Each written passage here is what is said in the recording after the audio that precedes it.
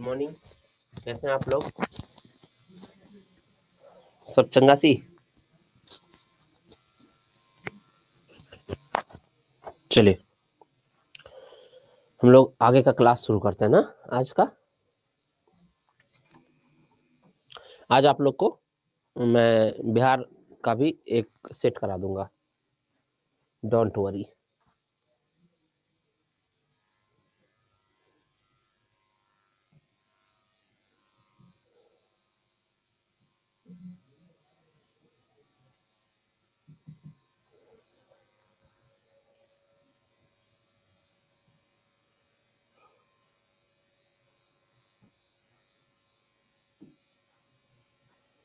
कल कहाँ तक हुआ था? गुड मॉर्निंग, गुड मॉर्निंग, आप सबका गुड मॉर्निंग। बाप रे राजीव, हो गया भाई गुड मॉर्निंग।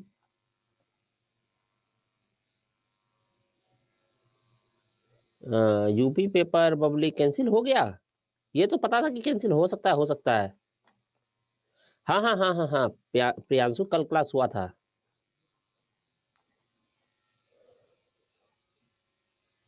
गदर पार्टी तक हुआ था, हाँ गदर पार्टी तक हुआ था। आप लोग 2 मिनट दीजिए जी, हुडीज उतारने दीजिए, गर्मी लग रही है क्योंकि ना एसी बंद है और सफोकेशन हुआ पड़ा है पूरा ऑफिस में। आप लोग को पढ़ाते पढ़ाते बेहोश हो जाए, इससे बेहतर है।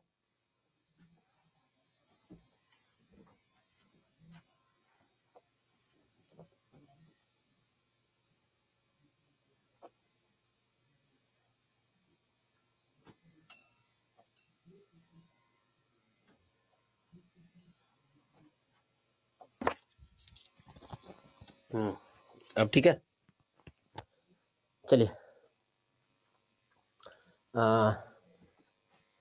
गदर पार्टी तक हुआ था, ठीक है। तो गदर से आगे चलते हैं, होम रूल लीग आंदोलन से शुरू करते हैं। तो होम रूल लीग आंदोलन सर हम लोग का 5.0 बैच में क्लास मिल सकता है। खुशबू ये नहीं पता मुझे, ये मेरे हाथ में होता नहीं है। मुझे तो ये भी नहीं पता था कि 1.0 वाले 4.0 में आ सकते हैं। लेकिन जब 1.0 का क्लास अधूरा छूटा ना, तो फिर अनाउंस बोले कर दीजिए कि 1.0 वाले 4.0 में आके क्लास कर लेने। तब हमको उस वक्त पता चला अच्छा 1 वाले 4 में आ सकते हैं। एक्चुअली सब कुछ यहाँ पे एक सिस्टम के तहत डिवाइड है। मेरा काम होता है बस पढ़ाना और कुछ नहीं। इनफैक्ट मेरा क्लास लगाना भी नहीं होता है यहाँ पे कि आके हम क्लास लगाएंगे। पर डे सुबह कोई टीम है, पीसीआर टीम है, एक बार इसमें 1-2 बार मिला हूँ मैं उनसे। वो लोग वर्क फ्रॉम होम करते हैं, वो लोग वहीं से सुबह सुबह क्लास को शेड्यूल्ड कर देते हैं, टेबल्ड कर देते हैं। यहाँ पे स्टार्ट लिखा रहता है, नहीं गो लाइव लिखा रहता है। तो मैं गो लाइव पे क्लिक करता हूँ, बस स्टार्ट हो जाता है। और 1-2 छोटा मोटा कर्मकांड करना पड़ता है, ठीक है। नोट्स टाइपिंग के लिए अलग से काम करता है बंदा, मैं गाइड करता हूँ क्योंकि सब कुछ उससे हो नहीं पाएगा ना। क्योंकि क्या टाइप करना है, कितना टाइप करना है, कहाँ से टाइप करना है, ये सब वो कैसे पता कर पाएगा। तो पीसीआर वाले अलग काम करते हैं, कुछ प्रॉब्लम आ जाए तो कुछ अलग काम करते हैं, ठीक है। तो 1500 लोगों की टीम है, आप समझ सकते हैं।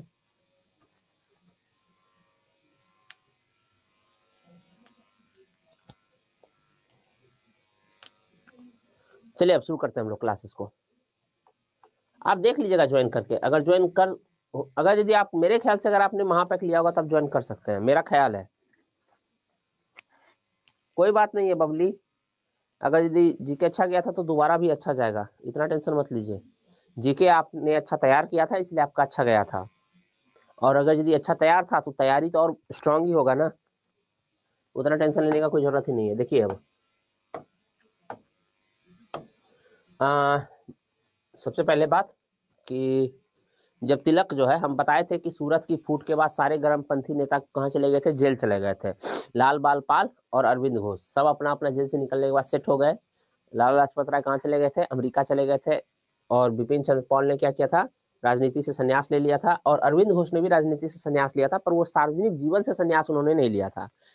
वो सार्वजनिक जीवन में बने हुए थे, बट क्या है उन्होंने फील्ड चेंज कर लिया, वो चले गए पांडिचेरी और वहां पे अरविंदो आश्रम की स्थापना की और विश्व मानववाद की शिक्षा लोगों को देने लगे, ठीक है, वगैरह वगैरह वगैरह। उसके बाद सबसे लेट निकले जेल से, यानी सबसे लंबी सजाएं जो हुई थी वो हुई थी किसको, तिलक को। जब तिलक जेल से निकले फिर एनी बेसेंट से मिले तो देखे क्या कि भारत में आंदोलन मृत प्राय है। बाबा अभी आए नहीं थे, गांधी जी अभी आए नहीं थे, वो तो वहीं भी क्या बोलते हैं साउथ अफ्रीका में ही मचा रहे थे, फिनिक्स आश्रम खोल करके और इंडियन ओपिनियन अखबार निकाल करके वहीं पे रंग भेद के खिलाफ ये कर रहे थे, ठीक है, जो भी करना था। तो वो अभी आए नहीं थे, तो उन्होंने क्या देखा कि गर्म पंथियों को तो निकाल दिया था इन लोगों ने साथ में ही, उसके बाद तो जेल चले गए थे तिलक। लेकिन जब जेल से बाहर आए तो देखे सब शांत बैठा पड़ा है, बस एक ही संस्था एक्टिव है, वो है सर्वेंट्स ऑफ इंडिया सोसाइटी। वो संस्था कौन सी है?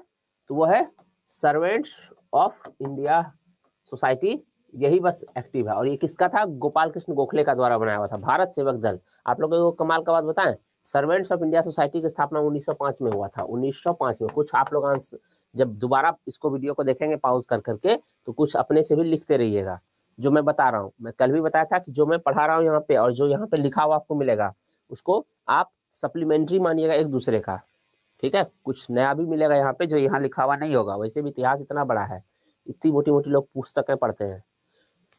चलिए, तो सर्वेंट्स ऑफ इंडिया सोसाइटी की स्थापना 1905 में कर दिया गया था, किसके द्वारा? गोपाल कृष्ण गोखले के द्वारा। और जब 1907 में सूरत में गर्मपंथियों को और सारे युवाओं को निकाल दिया गया तो काम करने वाला कांग्रेस में कोई बचा नहीं। तो गोपाल कृष्ण गोखले जो कि निकालने में वालों में शामिल थे, उनको लगा कि कांग्रेस तो मृत प्राय है, तो उन्होंने क्या किया, इसी संस्था को एक्टिव किया, सर्वेंट्स ऑफ इंडिया सोसाइटी को एक्टिव किया। और इसी संस्था के माध्यम से क्या कर रहे थे, इस संस्था के माध्यम से कुछ मतलब राष्ट्रवाद, राजनीतिक शिक्षा, ये सब काम कर रहे थे। तो अच्छा, हाँ, कुछ बता रहे थे आप लोग को। जब गोपाल कृष्ण गोखले की मृत्यु हुई थी, सर्वेंट्स ऑफ इंडिया सोसाइटी का आगे चल के एक व्यक्ति ने कमान संभाला था, और वो व्यक्ति आगे चल के भारत का प्रधानमंत्री बना। आप लोग गेस कर सकते हैं कौन आदमी था वो? चलिए, तो होम रूल लीग आंदोलन, उसके बाद तिलक जब जेल से निकले तो देखे कि सब तो शांत पड़ा हुआ है, तब तिलक सीधा मिले किससे? एनी बेसेंट से मिले। और एनी बेसेंट ने ही आइडिया दिया कि ऐसा कीजिए, जेल से निकलने के बाद ही बोला तिलक ने कि स्वराज मेरा जन्मसिद्ध अधिकार है और मैं इसे लेकर रहूंगा, ठीक। तो और यही होम रूल लीग आंदोलन का नारा भी बना। तो एनी बेसेंट ने समझाया कि क्यों ना हम लोग होम रूल लीग आंदोलन शुरू करते हैं। होम रूल लीग आयरलैंड की तर्ज पे था। आयरलैंड वालों का था कि देखो भाई अंग्रेज, तुमको भारत में रहना है रहो, हमको कोई दिक्कत नहीं है, तुमको भारत में शासन करना है शासन करो, हमको उससे भी कोई दिक्कत नहीं है, पर हमें भी शासन में शामिल करो, और जो निर्णय लेना है यहीं पर निर्णय लो, इंग्लैंड से मत कोई डायरेक्शन लो, सारा निर्णय यहीं लो, तुम ही लोग लो, यहीं पे लो, और हम लोग को भी शामिल करो, ठीक है, निर्णय लेने, भारतीयों को भी शामिल करो, क्योंकि आफ्टर ऑल तो भारतीयों के लिए निर्णय लिया जा रहा है ना, तो भारतीयों की भागीदारी तो होनी चाहिए। तो फाइनली जो है इसी तर्ज पे होम रूल लीग आंदोलन शुरू हुआ। लेकिन फिर सवाल आया कि तिलक और एनी बेसेंट अलग अलग करेंगे या साथ मिलकर करेंगे। तो दोनों ने डिसाइड किया कि भाई हम लोग मिलके करेंगे, हमारे कुछ नेता आपस में पटता नहीं है, झूठ मूठ का लड़ाई झगड़ा होगा, तो अलग अलग ही अपना अपना करते हैं। तो तिलक और एनी बेसेंट दोनों का होम रूल लीग चला, लेकिन दोनों अपना अपना किया, ठीक है। किसकी तर्ज पे था? तो आयरलैंड की तर्ज पे था। याद रखिएगा किसके तर्ज पे था? आयरलैंड की तर्ज पे था। मुझे लाइन बाय लाइन टिक कर लेना। चलिए, तो आयरलैंड की तर्ज पे था। वैसे देखिए, अब आप लोग ये मत सोचिएगा कि मतलब अब सारा ही इंपॉर्टेंट है, ऐसे मान के चलिए अब सारा ही इंपॉर्टेंट है। तो आयरलैंड की तर्ज पे था, बाल गंगाधर तिलक और एनी बेसेंट दोनों ने मिलकर चलाया था, ठीक है। दोनों ने अपने कार्य क्षेत्र बांट लिए थे। छोटा कार्य क्षेत्र किसका था? तिलक का था। बड़ा कार्य क्षेत्र एनी बेसेंट का था। तिलक ने ही इसी दौरान नारा दिया, स्वराज मेरा जन्मसिद्ध अधिकार है और मैं इसे लेके रहूंगा। अब देखिए, अप्रैल 1916 में तिलक ने और सितंबर 1916 में एनी बेसेंट ने अपना अपना होम रूल लीग आंदोलन शुरू किया। सबसे पहले किसने शुरू किया था? तिलक ने शुरू किया 3 महीने पहले, तो मतलब 4-5 महीना पहले। चलिए, तो अप्रैल 16 में तिलक ने क्या किया? बेलगांव से शुरू किया क्या? होम रूल लीग आंदोलन। और तिलक के जो कार्य क्षेत्र थे वो कहाँ का था? कर्नाटक था, महाराष्ट्र था, बंबई को छोड़ करके महाराष्ट्र में, बंबई में एनी बेसेंट एक्टिव थी, और मध्य प्रांत वो बरार था, ठीक है। कर्नाटक, महाराष्ट्र, मध्य प्रांत वो बरार। सर कल का क्लास नहीं चल रहा है। उल्फत कल क्लास हुआ था, उल्फत कल क्लास हुआ था, अब नहीं चल रहा है आपका, तो हम क्या बताएं आपको? क्या किसी का कल का क्लास नहीं चल रहा है? क्योंकि कल क्लास तो हुआ था। चलिए, बाकी इसको छोड़ के जितना रेस्ट ऑफ इंडिया है सब क्या है? बबली का चल रहा है, छाया नेवी का चल रहा है, अविनाश ने भी कहा चल रहा है, आप एक बार थोड़ा रिफ्रेश वगैरह करिए, हो जाएगा। चलिए, एनी बेसेंट द्वारा सितंबर 16 में शुरू किया गया था, मद्रास अडियार मद्रास में होम रूल लीग आंदोलन प्रारंभ किया गया। ठीक है, याद रखिएगा कि कर्नाटक, महाराष्ट्र में बंबई छोड़ करके, मध्य प्रांत और बरार, इन 4 जगहों को छोड़ करके बाकी रेस्ट ऑफ इंडिया सारा किसके हाथ में था? एनी बेसेंट के हाथ में था। तो एनी बेसेंट का कार्य क्षेत्र बहुत बड़ा होने के कारण एनी बेसेंट के आंदोलन में मजबूती नहीं थी। अभी इसको ऐसे समझिए कि अगर एक बच्चे को कहा जाए तुम सिर्फ हिस्ट्री तैयार करो और कुछ नहीं, और दूसरे बच्चे को कहा जाए तुम बाकी सब सब्जेक्ट तैयार करो, तो किसका ज्यादा अच्छा तैयारी होगा? अपने सब्जेक्ट में। तो वो हिस्ट्री वाले होगा क्योंकि उसको पढ़ना कम है। तो तिलक को ज्यादा लंबे क्षेत्रों में नहीं चलाना था, क्या? Home rule league. इसलिए तिलक के होम रूल लीग आंदोलन ज्यादा स्ट्रॉन्ग था। एनी बेसेंट का थोड़ा लूज था, ढीला ढाला था।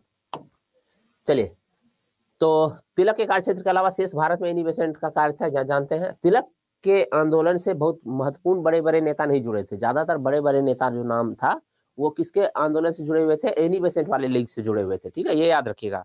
अगर कोई कांग्रेस का नेता पूछ दे कि किसके आंदोलन से जुड़ा हुआ था होम रूल लीग से, तो तिलक मत मारिएगा, एनी बेसेंट मारिएगा। ज्यादातर कांग्रेसी तिलक के साथ नहीं जुड़े थे, क्योंकि तिलक को तो निकाल दिया गया था ना, वो तो तड़ीपार हो गए थे बेचारे कांग्रेस से। तो एनी बेसेंट के सहयोगियों में जॉर्ज अरुंडले थे, सीपी रामास्वामी अय्यर थे और वीपी वाडिया थे। बाद में 1917 में क्या हुआ था कि एनी बेसेंट और जॉर्ज अरुंडले और वीपी वाडिया को गिरफ्तार कर लिया गया।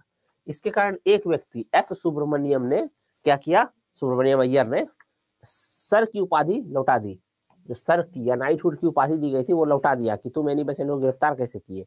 ठीक यही सर की उपाधि या नाइटहुड की उपाधि जो रविन्द्रनाथ टैगोर को मिला था, उन्होंने लौटाया था कब? जब जलियांवाला बाग हत्याकांड हुआ था। ठीक है,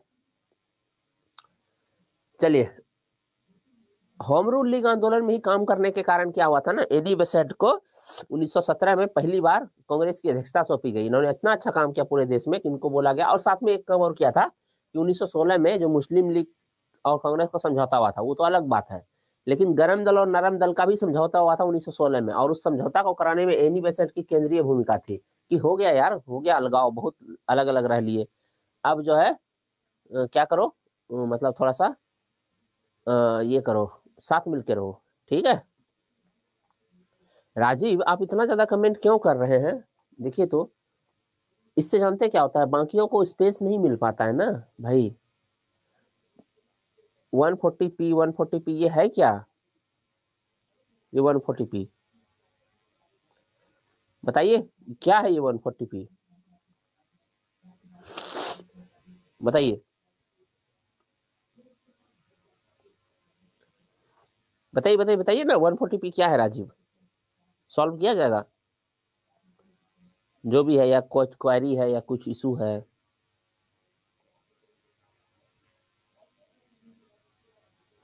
अच्छा, एचडी कम करना है तो ठीक है, आपको एचडी कम करना है, आप किसी को बोल रहे हैं एचडी कम करने? प्रियांशु आपका क्लास नहीं चल रहा है, अभी का क्लास नहीं चल रहा है। ठीक है, कोई नहीं, आप लोग एचडी क्वालिटी कम कर लीजिए। जिनको सलाह दे रहे हैं राजीव, वो एचडी क्वालिटी कम कर लीजिए। अच्छा हाँ, 140p वो यूट्यूब में आता है। हाँ हाँ हाँ हाँ, समझ गए समझ गए, वीडियो क्वालिटी। ठीक ठीक ठीक ठीक ठीक ठीक। प्रियांशु कल का क्लास देखिए भाई, अगर यदि यहाँ से कोई प्रॉब्लम होता तो किसी का नहीं चल रहा होता, लेकिन प्रियांशु बाकी लोगों का चल रहा है, तो हम कैसे बताएं कि आपके साथ क्या प्रॉब्लम है? एक बार आप ये कीजिए, रिफ्रेश कीजिएगा प्रियांशु, क्योंकि अभी अभी मैसेज किया था बहुत लोगों ने कि चल रहा है। देखिए, अभी अंजलि ने मैसेज किया है, मेरा तो चल रहा है। क्योंकि अगर देखिए हमारे एंड से प्रॉब्लम होगा तो किसी का नहीं चलेगा, फिर ऐसा तो होगा नहीं, किसी का चलेगा किसी का नहीं चलेगा। क्वालिटी ठीक है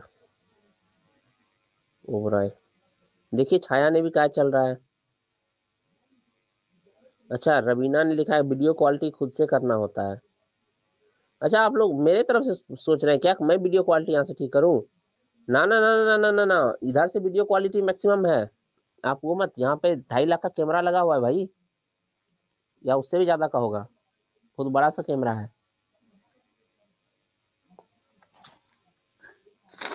चलिए, अब मैं प्राइवेट कर रहा हूँ चैट को, अब हम लोग पढ़ते हैं आगे। तो लीग के प्रभाव के कारण ही, और लीग ने क्या किया था, मतलब लीग मतलब एनी बेसेंट के लीग ने गरम दल और नरम दल वालों का, पढ़ेंगे उसको, अभी मिलन करवाया था 2000 नहीं 1916 में लखनऊ में।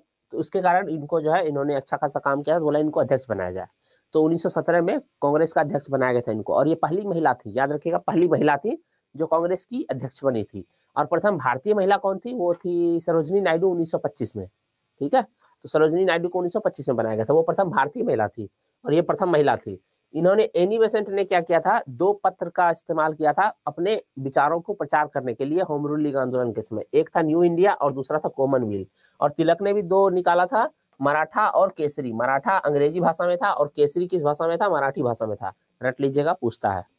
ठीक है, कॉमनवेल्थ और न्यू इंडिया ये निकाला था किसने, एनी बेसेंट ने, और मराठा और केसरी निकाला था किसने, तिलक ने। मराठा अंग्रेजी में था, केसरी मराठी में था। ठीक है, यहां तक अगर यदि क्लियर हो गया, इसको कर लेते हैं। नहीं, इसको याद तो करना ही है आप लोगों को। मतलब देखिए, अब जो जा रहा है अब सारे ही जा रहे हैं। ये इंग्लिश के नोट्स हैं, नोट्स याद रखिएगा, इस नोट्स का इस्तेमाल मत कीजिएगा, आप खुद का नोट्स बनाइएगा, वही आपके काम आएगा। अब आता है लखनऊ पैक्ट, लखनऊ समझौता।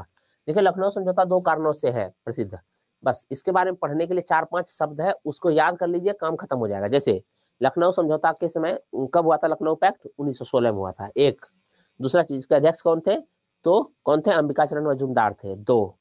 तीसरा चीज कि लीग और कांग्रेस के मध्य समझौता कब हुआ था, तो लखनऊ पैक्ट में हुआ था, 3। चौथा, कांग्रेस के गरम दल और नरम दल वालों का पुनः मिलन कब हुआ था, तो 1916 के लखनऊ पैक्ट में हुआ था, 5। एक और, किस राष्ट्रवादी नेता ने मुस्लिम लीग और कांग्रेस के मिलन का विरोध किया था, मदन मोहन मालवीय, 6।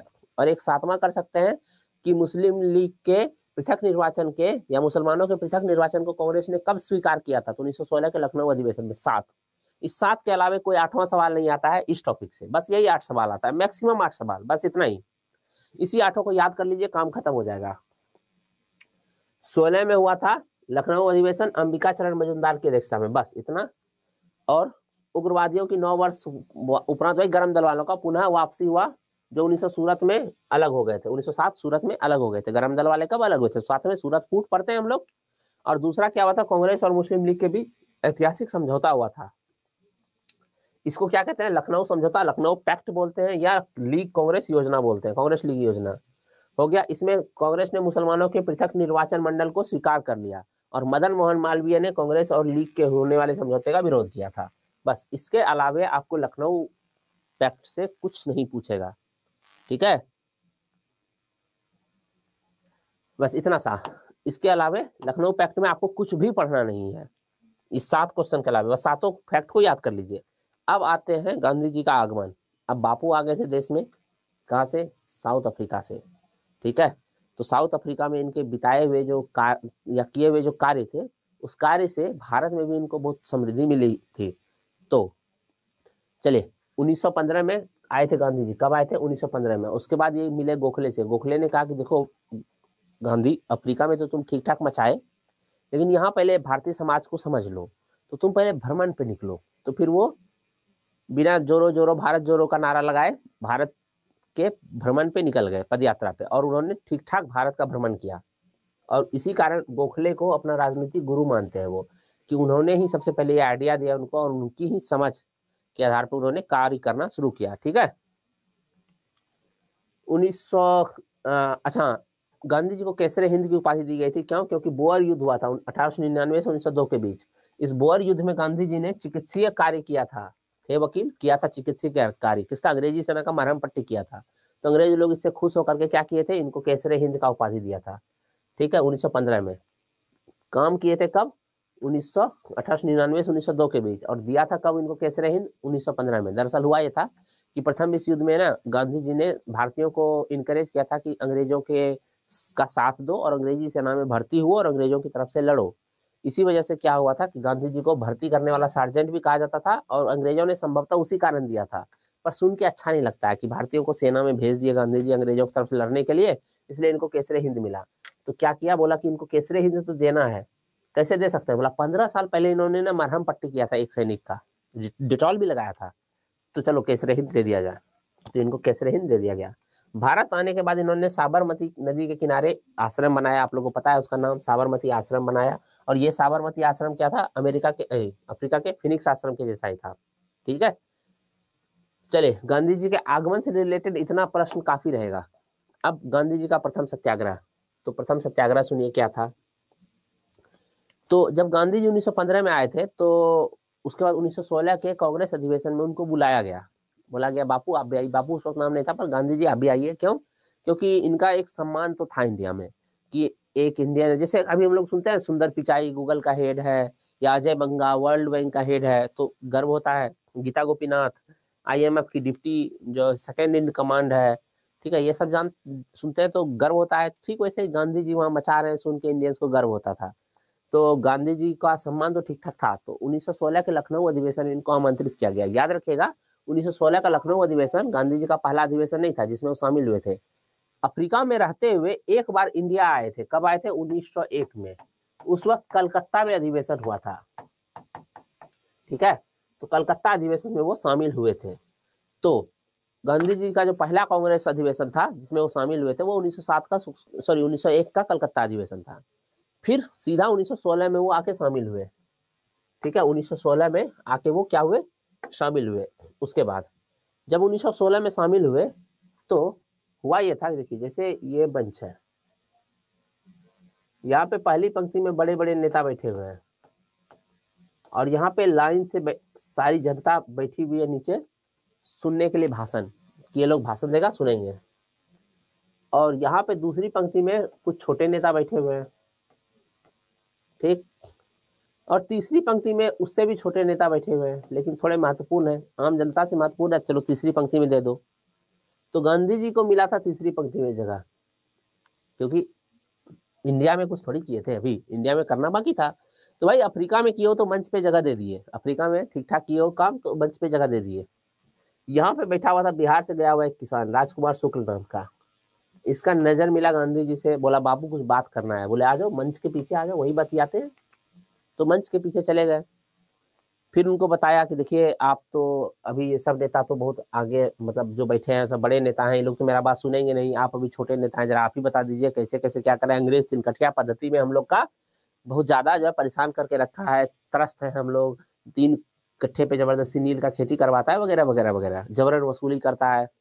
तो गांधी जी बोले कि हाँ प्रॉब्लम तो है, तो ऐसा करो तुम्हारी समस्या भी दूर करना जरूरी है, और हमको तीसरी पंक्ति से पहली पंक्ति में भी आना है, तो तुम जाओ हम आते हैं पीछे से चंपारण। तो गांधी जी ने आश्वासन दिया, किसको? राजकुमार शुक्ल को। और गांधी जी पहुंच गए कहाँ? चंपारण। कब पहुंचे? 1917 में। गांधी जी का ये पहला सत्याग्रह था, कहाँ? भारत में, ठीक है। तो बिहार के चंपारण में, ये बात तो आप लोग जानते हैं सारे, बिहारी होने के नाते, अब वह जो नील मालिकों से लिया जाता था ऋण, उसको या तो तिनकठिया व्यवस्था कहा जाता था या तकावी ऋण कहा जाता था, ठीक है। कृषकों को अपनी जमीन के 3/20 भाग पे नील की खेती करना अनिवार्य था, ये बात आप लोग जानते हैं। किसानों की स्थिति दयनीय हो गई थी।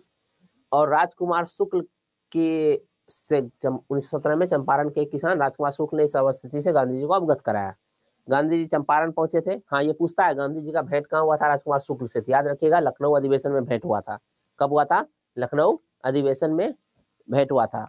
चलिए ये करने के बाद हम लोग क्या करेंगे, बिहार स्पेशल का करेंगे क्वेश्चन, तो उसके बाद आप लोग से थोड़ा डाउट भी होगा तो ले लेंगे। बाकी गांधी जी पहले गए वहां, घूमे, पूरा घूम घूम करके सभी किसानों का, हजारों किसानों का डेटा दर्ज किया। फिर अंग्रेज की वहां की सरकार से मिले, और जो वहां का था अधिकारी, तो वहां का गवर्नर ने कहा ठीक है, अगर गांधी आपको लगता है, गांधी जी का सम्मान था अंग्रेजों की उस वक्त तक, और अंग्रेज गांधी जी से पंगा लेना नहीं चाहते थे। बोला हम एक आयोग बना देते हैं जांच के लिए, जांच में अगर आयोग का आप भी सदस्य बन जाइए, अगर आयोग जो है जांच रिपोर्ट को सही मानेगी तो हम मान लेंगे। गांधी जी बोले ठीक है। फिर आयोग बना, आयोग के सदस्य गांधी जी भी बने, और गांधी जी आयोग को ये समझाने में कामयाब रहे कि हाँ अत्याचार तो हो रहा है। तो क्या हुआ कि सॉल्व किया गया क्या, कि जबरदस्ती खेती नहीं कराया जाएगा, जबरन वसूली जो किया है उसका 25% लौटा देगा। गांधी जी मान गए। किसानों का कहना था कि आप 25% पे काहे माने, पूरा 100 का 100 लौटाएगा ना अगर जबरन वसूली है तो। गांधी जी बोले देखो मान जाओ बात, वो बड़े लोग हैं, वो लोग के लिए 25% लौटाना भी बहुत बेइज्जती का बात है। और हुआ भी वही, उन लोगों ने 25% लौटाया, और इतनी बेइज्जती हुई, जिन जिन किसानों को लौटाना पड़ा जो जो अंग्रेजों द्वारा, वो सब वहां छोड़ के चंपारण चले गए, क्योंकि इज्जत नाम का भी कोई चीज होता है ना, वो लोग रह नहीं पाए वहां वापस। और इस तरह से तिनकठिया पद्धति खत्म हो गई। गांधी जी के चंपारण में किए गए इसी कार्य को देख करके रविन्द्रनाथ टैगोर ने क्या कहा, आप तो महात्मा है, और तभी से महात्मा गांधी जुड़ गया नाम के साथ, ठीक है। गांधी जी को ने रविन्द्रनाथ टैगोर ने क्या किया था, इसी चंपारण सत्याग्रह के बाद महात्मा का कहा था। चंपारण सत्याग्रह में गांधी जी के साथ कुछ लोगों ने साथ दिया था, जिसमें ब्रज किशोर थे, राजेंद्र प्रसाद थे, महादेव देसाई थे, नरहरि पारिक थे, जेबी कृपलानी थे, अनुग्रह नारायण सिंह थे और मजरूल हक थे। ये मजरूल हक वही है जिनको बिहार का गांधी कहा जाता है। क्या कहा जाता है मजरूल हक को? बिहार का गांधी, बिहार का गांधी। ठीक है, वो मजरूल नहीं, आंधी है, बिहार का गांधी। इन्होंने क्या किया था? सदाकत आश्रम खोला था, सदाकत आश्रम, आश्रम स्थापित किया था। ठीक है, किसने? मजरूल हक ने। अब आप कहेंगे इतना डिटेल पढ़ना जरूरी है, क्योंकि ये बिहार से रिलेटेड है और आप लोग ज्यादातर एग्जाम बिहार सरकार का देने वाले हैं, तो पढ़ लीजिएगा। अहमदाबाद मिल मजदूर आंदोलन 1918 में हुआ था और पहली बार इसमें भूख हड़ताल किया था गांधी जी ने। किस मुद्दे को लेकर हुआ था? प्लेग बोनस को लेकर हुआ था। बाद में 35% देने को राजी हो गया था। कौन? मिल मालिक। हालांकि इसको थोड़ा अगर आगे देखेंगे अगर होगा तो कल। ठीक है, अब हम लोग यहाँ पे इसको खत्म करेंगे और बिहार स्पेशल के कुछ क्वेश्चन करेंगे 20 मिनट। क्यों? क्योंकि 8 बजे से मेरा क्लासेज है और उसके पहले मैं यहाँ पे आप लोग के लिए ऑन कर रहा हूँ पब्लिक, बट आप लोग जेन्युइन क्वेश्चन पूछिए। यहाँ तक से कोई प्रॉब्लम है तो, डाउट है तो बताइए। यहाँ तक से कोई डाउट है मित्रों? गरम दल नरम दल नेता, अरे बाप रे बाप, गरम दल का 4 गो नेता थे, लाल बाल पाल और अरविंद घोष। ठीक है, लाला लाजपत राय, बाल गंगाधर तिलक और विपिन चंद्र पॉल और अरविंद घोष। बाकी 4 के अलावा सब जो उस समय के नेता थे सब नरम दली थे। चाहे वो व्योमेश चंद्र बनर्जी हो, चाहे वो फिरोज शाह मेहता हो, गोपाल कृष्ण गोखले हो, रास बिहारी घोष हो, सब नरम दलीय था। ठीक है,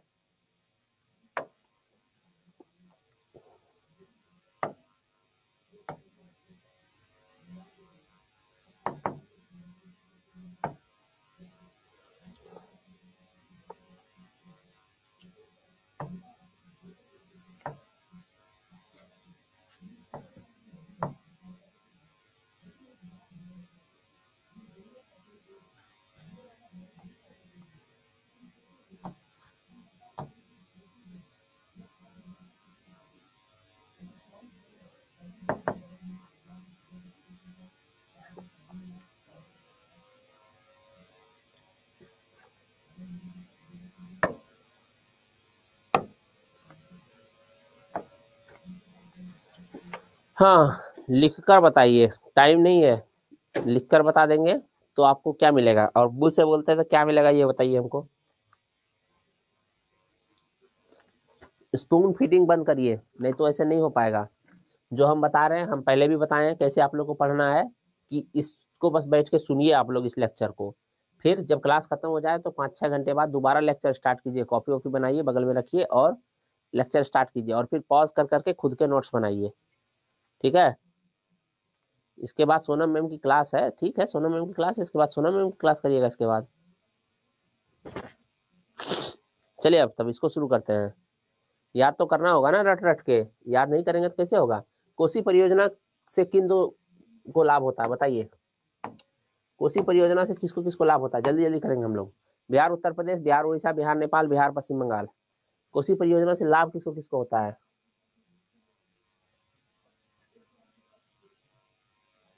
क्या होगा? बिहार और नेपाल को। कोसी परियोजना से किसको लाभ हुआ है? बिहार और नेपाल को। अगला, बिहार में सिंचाई का सबसे बड़ा स्रोत नलकूप, नहर, तालाब, उपरोक्त में से कोई नहीं। क्या है? The largest source of irrigation in Bihar is tubewell, canals, pond, none of the above. नलकूप है। बिहार में सिंचाई का सबसे बड़ा स्रोत क्या है? नलकूप है। अगला, राजपुर नहर परियोजना किस नहर की एक शाखा है? राजपुर नहर परियोजना किस नहर की एक शाखा है बताइए? त्रिवेणी, कमला, पूर्वी कोसी और सोन नहर।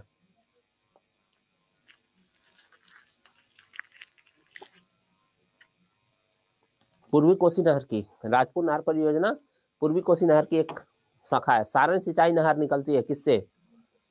सोन, गंगा, कोसी, गंडक।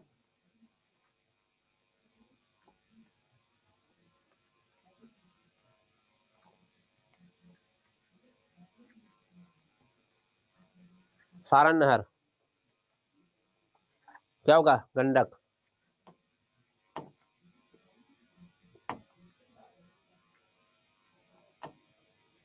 त्रिवेणी नहर किस नदी से पानी आता है? त्रिवेणी नहर में। सोन, कोसी, गंडक, इनमें से कोई नहीं। From which river does the water come in Triveni canal.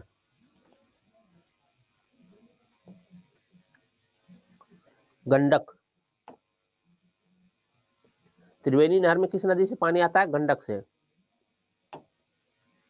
Bihar में से दुर्गावती जलाशय परियोजना की शिलान्यास किस पंचवर्षीय काल में हुआ था? दुर्गावती जलाशय परियोजना का शिलान्यास किस काल में हुआ था? 5वीं पंचवर्षीय, 7वीं पंचवर्षीय, 8वीं पंचवर्षीय, 9वीं पंचवर्षीय? बिहार नहीं होगा, बिहार होगा।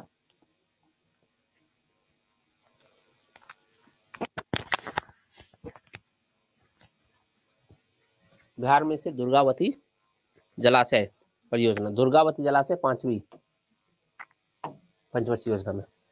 स्वर्ण नहर की पूर्वी कनाल नहर पटना के निकट गंगा में मिल जाता है का उद्गम स्थल क्या है? यानी स्वर्ण नहर का जो एक पार्ट है पूर्वी कनाल नहर, उसका उद्गम स्थल कहाँ है? वारुण से ये निकलना आता है, डेहरी से, डेहरी ऑन सोन, हनुमान नगर से, इनमें से कोई नहीं। बताइए।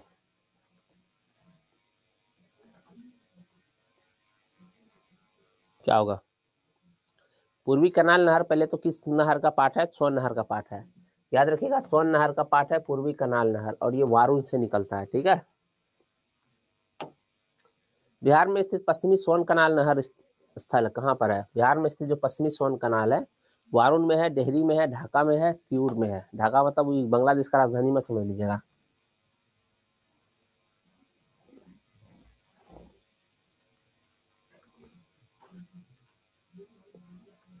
डेहरी ऑन सोन। ठीक है, डेहरी, सासाराम, डेहरी में।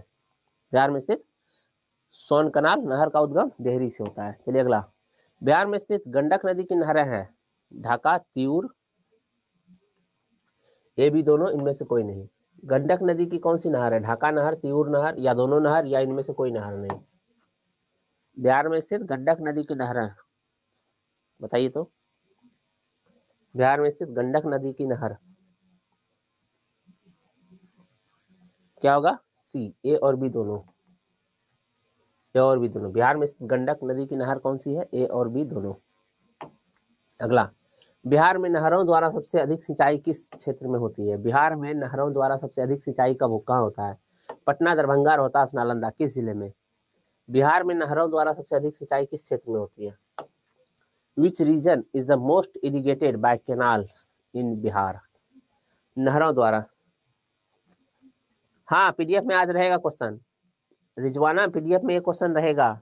सी, रोहतास। ठीक है। बिहार में नहरों द्वारा सबसे अधिक सिंचाई किस क्षेत्र में होती है? रोहतास में। रोहतास में सबसे ज्यादा सिंचाई होता है नहर से।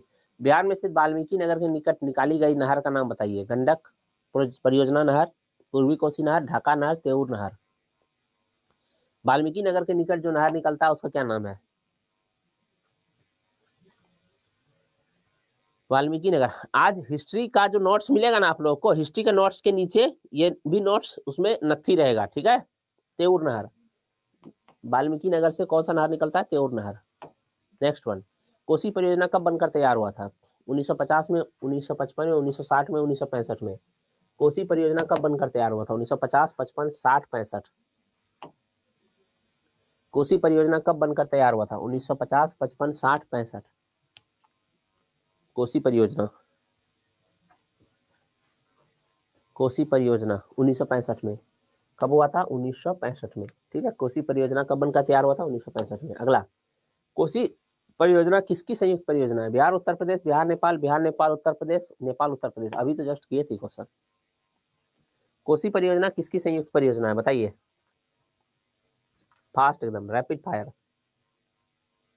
कोसी परियोजना किसकी संयुक्त परियोजना है? बी, बिहार और नेपाल की। ठीक है, बिहार और नेपाल की। अगला। मरुआ जो रागी होता है कि उत्पादन में बिहार का स्थान कौन सा है? मोटा अनाज है। प्रथम, द्वितीय, तृतीय, चतुर्थ? कौन सा स्थान है उत्पादन में बिहार का, रागी के उत्पादन में? ये मरुआ जिसको बोलते हैं बिहार में,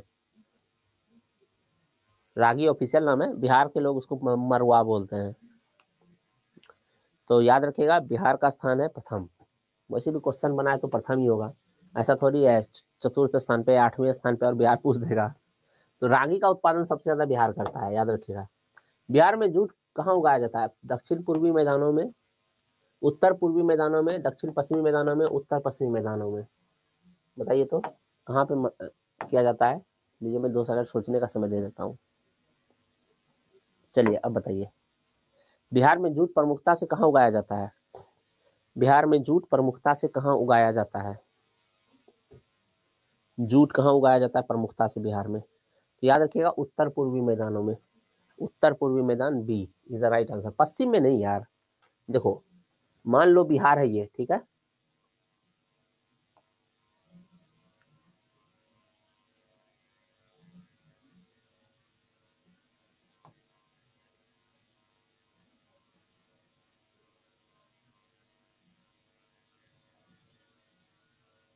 मान लो ये बिहार है, ठीक है, तो इसको 2 भाग में बांट दो। तो जूट की खेती यहाँ होती है, तो ये क्या होगा, उत्तर और पूरब होगा ना। इधर ईस्ट है, इधर नॉर्थ है, इधर साउथ है, इधर वेस्ट है।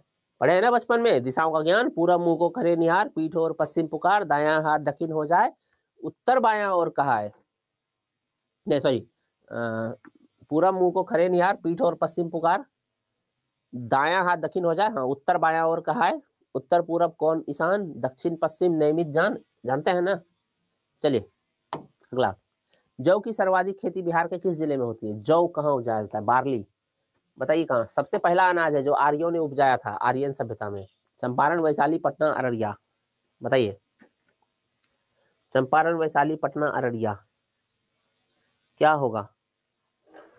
सबसे ज्यादा कहाँ उपजाया जाता है? चंपारण में। जौ की खेती सबसे ज्यादा कहाँ होती है? जौ की खेती चंपारण में। अगला, बिहार के टाल क्षेत्र में किस फसल की प्रधानता है? बिहार के टाल क्षेत्र में चना, मसूर, गेहूं, धान। बिहार के टाल क्षेत्र में किसकी प्रधानता है? किस फसल की प्रधानता है बिहार के टाल में? मसूर की, ठीक है, मसूर उपजाया जाता है सबसे ज्यादा बिहार के टाल में। अगला, बिहार की मुख्य खाद्यान्न फसलें क्या है? चावल, गेहूं, मक्का, चाय, गन्ना, चाय, जौ, मूंगफली, कॉफी, गेहूं, इनमें से कोई नहीं। प्रमुख खाद्यान्न फसल, the main food crops of Bihar are.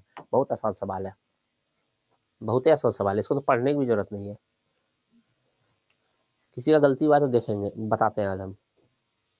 खाद्यान्न फसल जिसको खाते हैं हम लोग, क्या होगा? चावल, गेहूं, कॉफी क्या खाते हैं पीते हैं, गन्ना, चाय, ये सब वैसे भी खाद्यान्न नहीं है। चावल, गेहूं, मक्का, ये तीनों होगा। अब आप यहाँ पे जौ और गेहूं से मत मारिएगा, क्योंकि इधर बाकी ये सभी क्या है, ये सभी कैश क्रॉप है, यानी वाणिज्यिक फसल है। लोग उपजाते हैं बेचने के लिए। किसी को देखे किसान को चाय का खेती कर रहा है, गन्ना का खेती कर रहा है, क्यों? केताड़ी का रस बच्चे को नहीं मिलता है, तो सोचते हैं कि घर में केताड़ी का रस होना चाहिए ना, इसलिए गन्ना उपजाए। नहीं, वो चीनी मिल को बेचने के लिए उपजाता है। अलग बात है कि 2-4 को केताड़ी खुद भी बेच करके चबाता रहता है। बिहार के किस जिले में अफीम की खेती की जाती है? Saran, Munger, Gaya, Saharsa. In which district of Bihar is opium cultivated?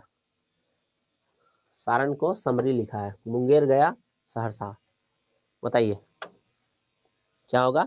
Munger में। Gun capital of India, Munger में अफीम की भी खेती होती है, ठीक है, अफीम की खेती मुंगेर में।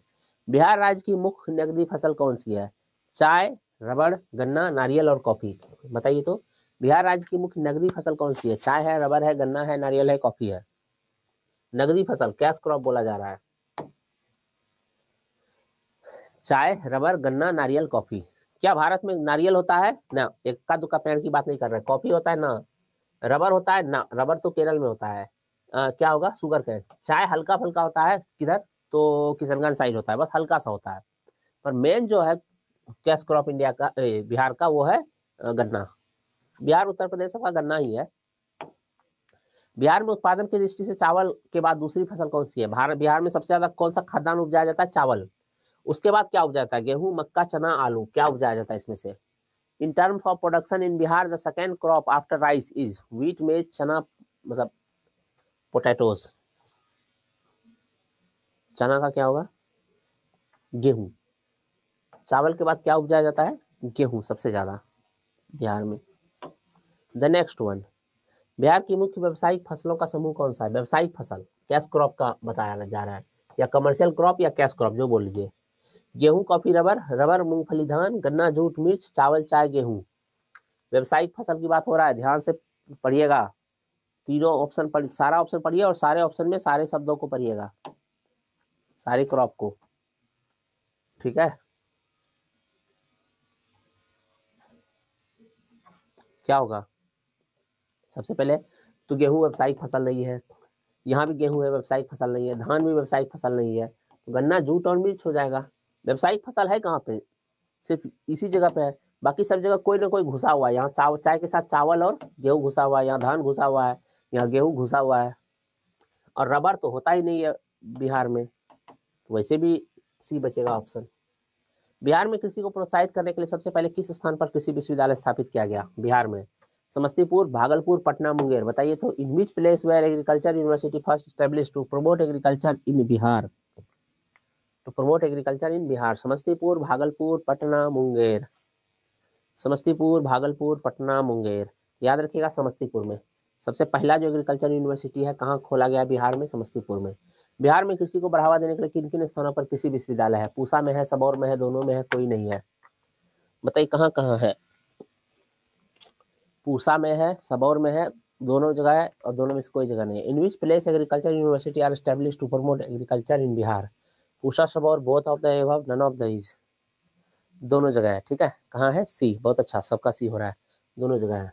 अगला, बिहार में कहाँ जूट का सर्वाधिक उत्पादन होता है? पटना, नालंदा, दरभंगा, सहरसा, पूर्णिया, कटिहार, मुजफ्फरपुर और चंपारण। ये तो आसान है, अभी जूट देखे थे ना उत्तर पूर्वी क्षेत्रों में। अब उत्तर पूर्वी क्षेत्र के जिले काट लीजिए, निकाल लीजिए, क्या क्या होगा? चंपारण उत्तर पूर्वी क्षेत्र में है? बिल्कुल नहीं है। पटना है? बिल्कुल नहीं है। अब बचेगा दरभंगा, सहरसा। दरभंगा भी नहीं है, तो बचेगा, हाँ दरभंगा है, सॉरी, पूर्णिया और कटिहार में से आंसर होगा, क्योंकि पूर्णिया और कटिहार में ही होता है सबसे ज्यादा जूट। महानंदा नदी बिहार में किस स्थान पर गंगा से मिलती है? महानंदा नदी बिहार में किस स्थान पर गंगा से मिलती है? मनिहारी से थोड़ा पूरब में, मनिहारी से थोड़ा पश्चिम में, मोतिहारी के पास, भागलपुर के पास। बताइए तो, महानंदा नदी बिहार में किस स्थान पर मिलती है गंगा से? मनिहारी से थोड़ा पूरब, मनिहारी से थोड़ा पश्चिम, मोतिहारी के पास, भागलपुर के पास। At which place in Bihar does the Mahananda river join the Ganga? A little east of Manihari, a little west of Manihari, near Motihari, near Bhagalpur. क्या होगा बताइए? ए, a little east of Manihari, Manihari से थोड़ा पूरब में, मनिहारी से थोड़ा पूरब में, ठीक है। नेक्स्ट वन, बिहार में निम्नलिखित में से कौन सा समूह की नदियां गंगा अथवा उसकी सहायक नदियों में उत्तर की ओर से आके मिलती है?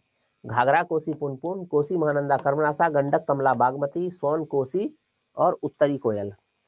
बताइए, तीन नदियों का समूह है, तीन तीन नदियों को बताना है उत्तर से आके। जैसे गंगा नदी ये बह रही है तो उत्तर से आके मिलने वाली नदी है, दक्षिण से नहीं, दक्षिण से नहीं। बताइए क्या होगा? बताइए बताइए बताइए। देखिए, सोन तो नहीं होगा, सोन तो दक्षिण से आके मिलती है, ठीक, तो सोन नहीं होगा, कट गया। कर्मनाशा भी नहीं होगा, कट गया। पुनपुन भी नहीं होगा, ये भी कट गया। तो बचा क्या? गंडक, कमला, बागमती। गंडक, कमला और बागमती, ये कहाँ है? उत्तर से आके मिलती है। गंडक की सहायक नदी कौन सी है? बूढ़ी गंडक है, गंगा है, कोसी है, सोन की है। गंडक सहायक नदी है किसकी? बूढ़ी गंडक की, गंगा की, कोसी की, सोन की। किसकी सहायक नदी है गंडक? ये तो आसान है, ये तो बहुत ही आसान है। अरे चाचू, आप में से ज्यादातर लोग ए दे रहा है, ये नहीं होगा। गंडक पूरे पूरे गंगा में आके मिलती है, B, Ganga. Next one, Bihar में गंगा की सहायक नदी यहाँ है। गंगा की बिहार में कौन सी सहायक नदी है? सोन है, पुनपुन है, दामोदर है, मयूराक्षी है। सोन है, पुनपुन है, क्यूल है, चंदन है। सोन है, कोसी है, अजय है, गंडक है, गंडक है, कोसी है, घाघरा है, महानंदा है। The southern tributaries of Ganga in Bihar. दक्षिण की सहायक नदी बताना है, उत्तर की सहायक नदी नहीं, दक्षिण की। ये गंगा नदी है, उत्तर से आके मिलने वाली नदी नहीं, दक्षिण की सहायक नदी आपको बताना है कौन सी है। अभी उत्तर का पढ़े थे इसके पहले, ठीक है। तो कोसी नहीं होगा, क्योंकि कोसी उत्तर से आती है, कोसी उत्तर से आती है। दामोदर तो होगा ही नहीं, क्यों नहीं होगा दामोदर? क्योंकि दामोदर गंगा की सहायक नदी है, हुगली की सहायक नदी है, ठीक है। तो सोन, पुनपुन, क्यूल, चंदन। सोन, पुनपुन, क्यूल और चंदन नदी। कौन सी नदी बिहार में बहती है? ब्रह्मपुत्रा नदी बहती है, ताप्ती बहती है, गंगा बहती है, गोदावरी बहती है। इससे आसान सवाल आज क्या ही होगा? ताप्ती को हीट लिखा है।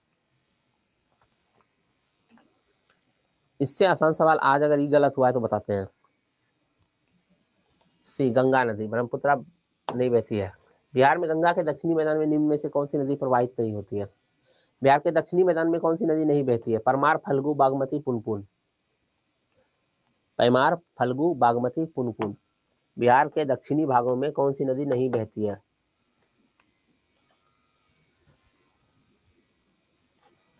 क्या होगा? सी, बागमती। बागमती उत्तरी मैदानों में बहती है। कोसी गंगा में मिलती है कहाँ? सहरसा के निकट, कटिहार के निकट, पूर्णिया के निकट, खगड़िया के निकट। Kosi meets in the Ganga near Saharsa, Katihar, Purnia और खगड़िया। बताइए तो कहाँ मिलती है? कोसी गंगा में मिलती है कहाँ पे? खगड़िया के निकट। ठीक है, खगड़िया के निकट मिलती है कोसी, भागलपुर के पास मिलती है। गंडक नदी बिहार में किस स्थान पर गंगा में मिलती है? गंडक नदी बिहार में किस स्थान पर? छपरा के निकट, पटना के निकट, मुंगेर के निकट, फतुहा घाट के निकट। छपरा, पटना, फतुहा घाट कहाँ मिलती है?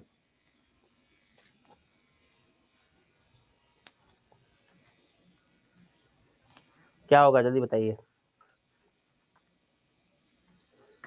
पटना के निकट। गंडक नदी पटना के निकट मिलती है गंगा से। पुनपुन नदी बिहार में किस स्थान पर गंगा से मिलती है? पटना, दानापुर, बाढ़, Fatuha. Punpun river join Ganga at which place in Bihar? क्या होगा?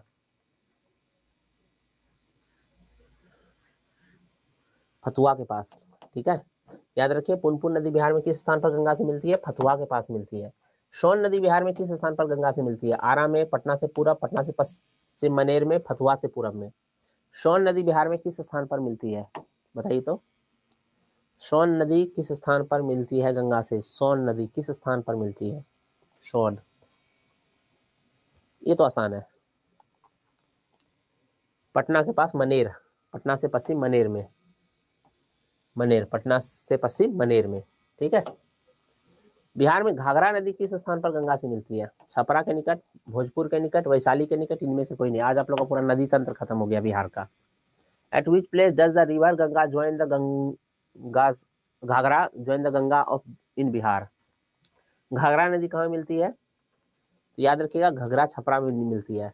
तो छपरा के पास मिलती है घाघरा गंगा से। बूढ़ी गंडक बिहार में किस स्थान पर मिलती है? छपरा, हाजीपुर, मुजफ्फरपुर, मुंगेर के उत्तर में, नहीं उत्तर में। इंग्लिश ठीक लिखा है, नॉर्थ ऑफ मुंगेर। बूढ़ी गंडक बिहार में किस स्थान पर गंगा से मिलती है? बूढ़ी गंडक बिहार में किस स्थान पर गंगा से मिलती है? तो बूढ़ी गंडक मिलती है मुंगेर के उत्तर में। ठीक है, गंगा से बूढ़ी गंडक मिलती है मुंगेर के उत्तर में। बिहार का मुजफ्फरपुर शहर किस नदी के किनारे बसा है? बूढ़ी Gandak, Bagmati, Saryu, Kosi. Muzaffarpur city of Bihar is situated on the banks of which river? Old Gandak, Bagmati, Saryu, Kosi. Old Gandak, Bagmati, Saryu, Kosi. क्या होगा? बूढ़ी गंडक। ठीक है, बिहार का मुजफ्फरपुर शहर किस नदी के किनारे बसा है? बूढ़ी गंडक, ओल्ड गंडक के पास। ठीक है। अगला, बागमती नदी बिहार में किस स्थान पर गंगा से मिलती है? मुंगेर के दक्षिण में, मुंगेर के उत्तर में, भागलपुर के पास, खगड़िया के पास। बागमती नदी बिहार में किस स्थान पर गंगा से मिलती है? मुंगेर के दक्षिण में, मुंगेर के उत्तर में, भागलपुर के पास, खगड़िया के पास। Bagmati river join Ganga at which place in Bihar?